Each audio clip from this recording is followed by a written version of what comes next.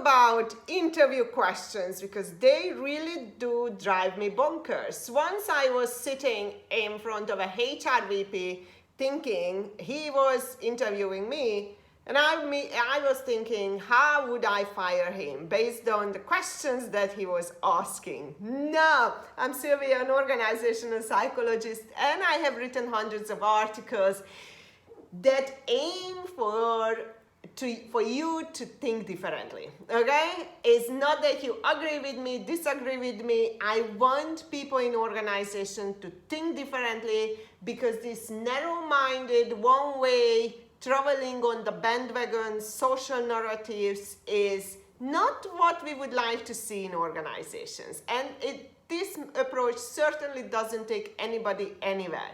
So I would like people to think differently how they do things, because most of the things that are needed to be done in terms of change in organization cost absolutely nothing. It's you, it's me, it's everybody in HR, the leaders, the managers. And we are waiting for the Messiah to help us to transform organizations. Well, let me tell you, the transformation is in you, is within you. You need to bring it, and through debates.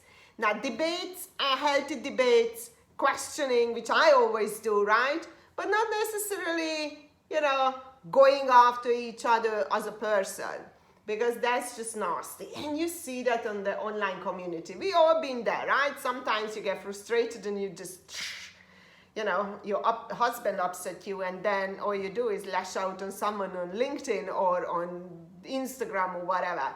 But we just need to keep it in mind that, hey, that's not the purpose. No! Today we are talking about throwing your interview questions in the bin because they are not leading you anywhere, okay? And most of the time, they actually, which I noticed in some of these job applications and, during the recruitment process, that they go against the culture that the company is trying to establish. So they are talking about diversity and inclusion and all that. And they would have a question in their job application: are you currently pregnant? This is when I ask people, do we actually think, or we have lost the ability to think? Because if this is what you are talking about last week on a HR conference, but then your practice includes this question, the both can't be true. Like, you need to pick one. You need to pick one, okay? Don't contradict yourself, because that's the worst thing. Contradict others and contradict yourself in terms of questioning what you are doing. That's a good one. Now, let's look at what my problems about recruitment questions, and what are the questions that we should put in the rubbish bin of the past, and what is it that we could ask instead. So I will put the link below. I will put 3 article links, so I have it here right in front of me. So you can have those questions if you don't have pen and paper, but pay attention. Because what bothers me about job interviews, that the recruiters don't see the person. Now, let's just agree that internal hiring managers, they are not capable of hiring well. Recruiters are very, very different, species outside of organizations. They are very highly qualified most of the time. But internal recruiters or hiring managers, HR professionals, they are not very good at their job. And they have this CV mentality, right? And they see 2 or 3 things in which is your job title, which most of the time doesn't say anything about the job that the person's been doing. Now, I know you would say, yeah, but this is why we have the interview, right? But you already, during your selection process, you have failed. Now, I understand you have to select some based on something, but we need to look at beyond CVs.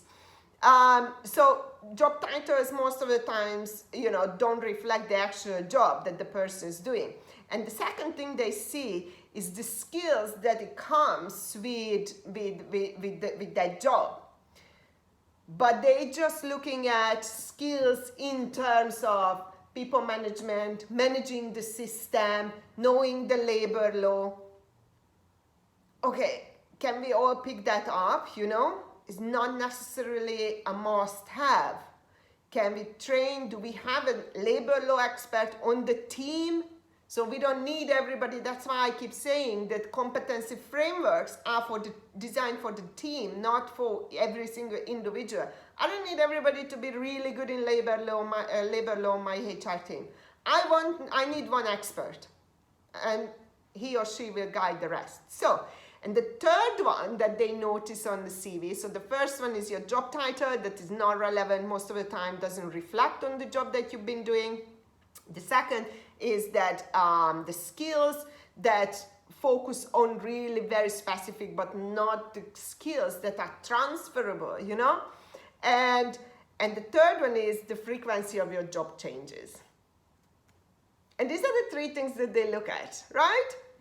These poorly done hiring processes. And so I don't like that, because people are more than those. So my favorite question, obviously, that, you know, what do you learn about, or what did you do in the past 5 years and all that? Past 5 years or future, how do you see yourself in 5 years? No.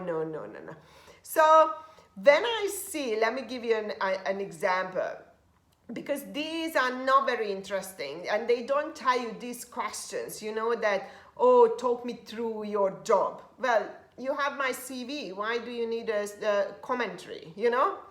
But instead, what I like to ask, instead of, okay, talk me through your experience, I like to ask them, please tell me what you learned about yourself in the past 5 years of your career. And then the person, this opens up a conversation, and then the person can go through it, and you know, in this position I learned blah blah about myself, etc., etc. So it really opens up a whole new window to someone, allowing you, us and the candidates really to think about the discoveries that they made in the past few years about themselves. And this information then really can be used to see how the person would fit into the culture. Because this is what we are talking about, culture fit, when we are talking about interviewing, right? It's not the exercise of trying to fit the person into the culture. So you ask those kind of competency-based questions. That's not what we want. Finding the right person for the team, it's what you want, because teams are very diverse. This is where your culture is. It's not the macro culture, it's the micro culture that you are trying to. So the cultural fit based interviewing that is designed for the macro culture is fundamentally wrong, because the culture that I, Sylvia, as an employee will experience is what I will experience within my team. The macro culture, I will interact with the macro culture once a month, okay? During events, during whatever, round tables or town halls and all that. That's the macro culture, but that's not very relevant for everyday job. So, and another interesting one that I like to do, when you see somebody's job hopping tells me I'm a talent coach, right? So for me, it means that you are not finding your place in the world of work. And that's okay. You haven't figured out what you want, what you're good at, what you're not really good at. So when I see somebody had like 7 jobs in the past 3 years, I always ask the question, please tell me the pros and cons of each job. And based on that, I can figure out what is wrong with that person. Maybe that person is very energetic and don't like to sit at desk. Maybe the desk job that he has is very boring, and it's the admin stuff that he doesn't like. Maybe is the opposite. It can tell you so much. Maybe it's not the computer that he likes to work with, but with customers, interacting with people. And based on these questions, you can actually ask a lot of information. Now, what are the other questions that we can ask instead of a boring competency-based questions that can help us to, reveal the person behind the CV? Because this is your job as a recruiter, really, not go through the details. You can read, right? So don't ask, what did you do in here? It's already in the CV. And you want to inquire about the person rather than the job. So I always keep 15-20% of the conversation related to the previous jobs, but then the rest is really about you. Tell me about you. I want to know about you. So the first one is, what did you love most about your previous work or job? Why? What skills have you picked up quicker than other people? So these are all strengths-based questions, right? Talent-based. When were you last singled out for special praise? What happened? So if I say, I was singled out for special praise because I ran a big project for the region and it was a successful completion and it was really a very short time window for it to be completed, but I did it and this is how I did it, then I know that person has project management skill, that person is very disciplined, that person has a high sense of responsibility because he or she completed it within the short time, period of time, and probably also time management. So it's a very highly conscientious person, and I would be able to rely on that person, right? Which activities this week are you looking forward to and why? So especially with people when they are job hopping, right? And then you establish that the person doesn't find his or her way of in the world of work, then you can start asking, what are the activities that you are looking forward to this week in your job? And when the person says nothing, then he or she is definitely in the wrong job. But then you can pick up, I like to do the end of month inventory. Just example. Okay, that's interesting. So it tells me that person is very likes order, likes to take count. Everything is organized, etc., etc. What are the first 3 adjectives people would describe you, right? It's very similar what would your people tell you, but make it a little bit more complicated. How do you like to receive feedback? What was the moment when you felt most motivated? Or the job? What motivated the most? What was it? Is it for the person, your boss, etc., etc.? Do you prefer to do things yourself or delegate them to others? This one question always decides for me if the person is managerial material or not. And I make the decision based on that. And it has science behind this question. Do you talk to everyone at work daily, or do you have a small circle of specific people you would rather interact with? Now, I'm not going to go into details, but that's a very telling strength, and it impacts other areas of work. So if I have a massive group or a big team, maybe that's not the right person for me. But it depends really. It really, really depends. So don't make decisions based on that. What was the moment, what do you wish you could change about yourself at work in your previous or current role? So you don't ask about weaknesses because that's lame. We already all learned what we need to say about it. So when you are having these kind of questions, it becomes a conversation. Now, let's go into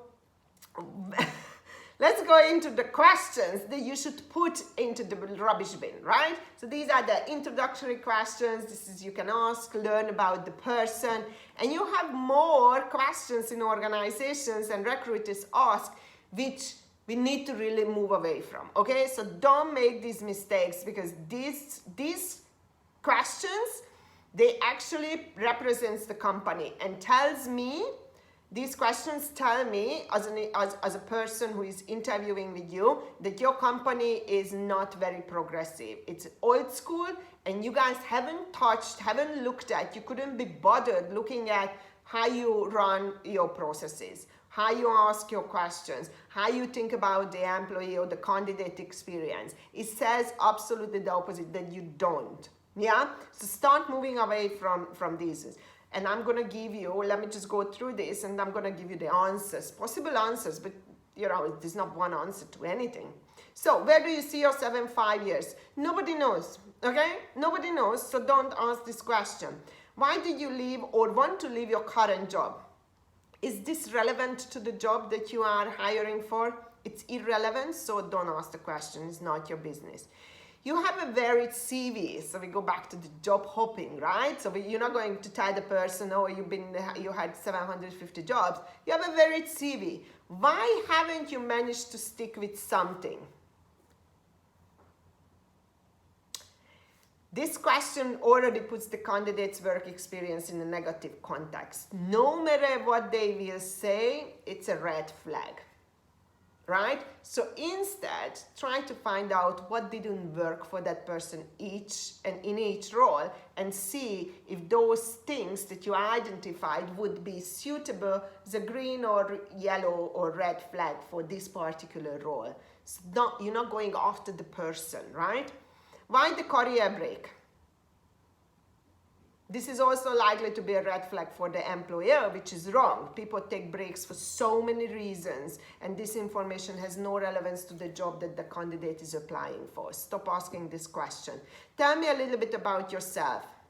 This confuses people. Be specific what you want them to know or to say. Because what do you want me to do? With my childhood trauma?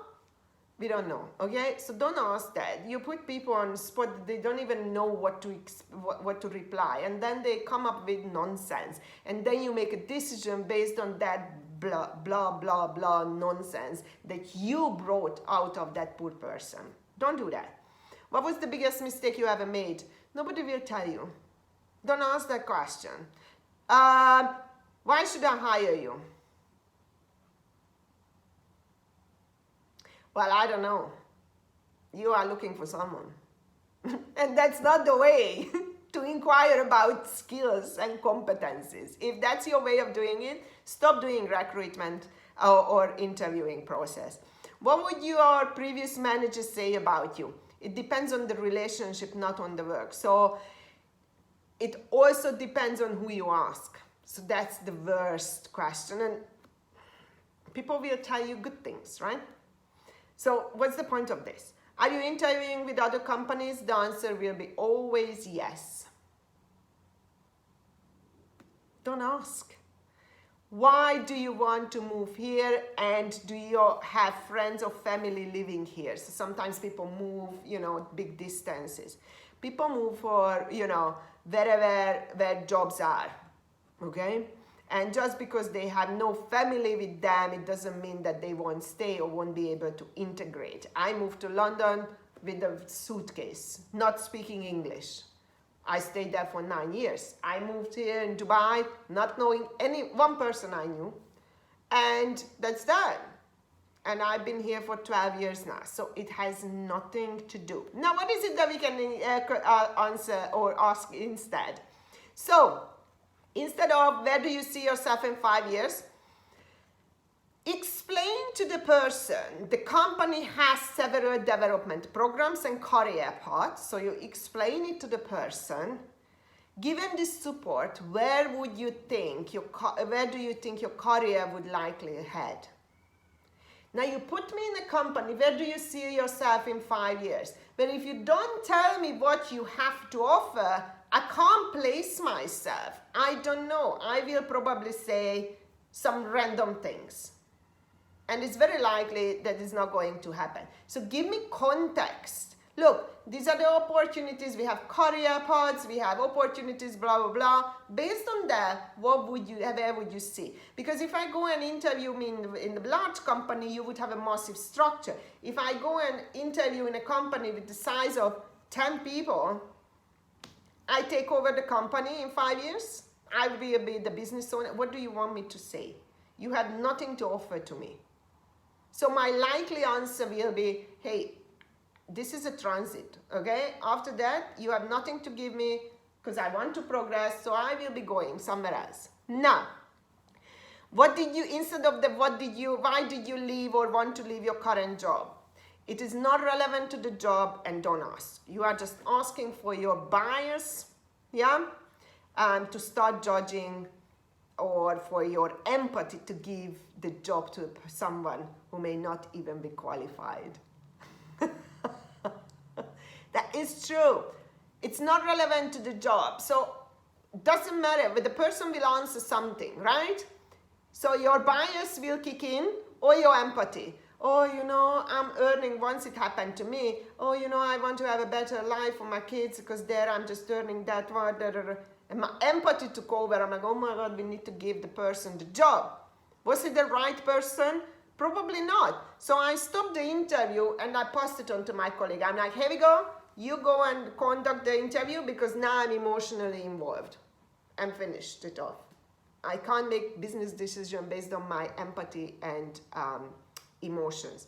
You have a varied CV. Why haven't you managed to stick with it? So instead, throughout the changes in your career, we talked about it, what did you learn about your strengths and skills? What type of jobs are the most suitable for you? So if the person hasn't managed to figure it out, maybe here you can help the person to, hey, lovely, maybe it's time to you sit down a little bit and think about why are you having 750 jobs in 3 years.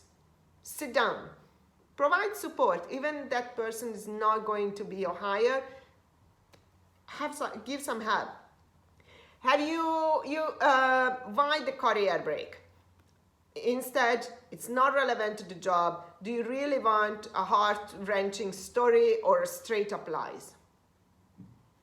That's what you are going to get. The reason behind career breaks are almost always very personal. So don't go there. It has nothing to do with the role that you are hiring. Tell me a little bit about yourself. Now we talked about it. What skills have you picked up quicker than others? So go back to the beginning, original questions, right? Because from those questions you can develop a pretty good understanding of the person's strengths, skills, personality, and level of competence. What was the biggest mistake you ever made?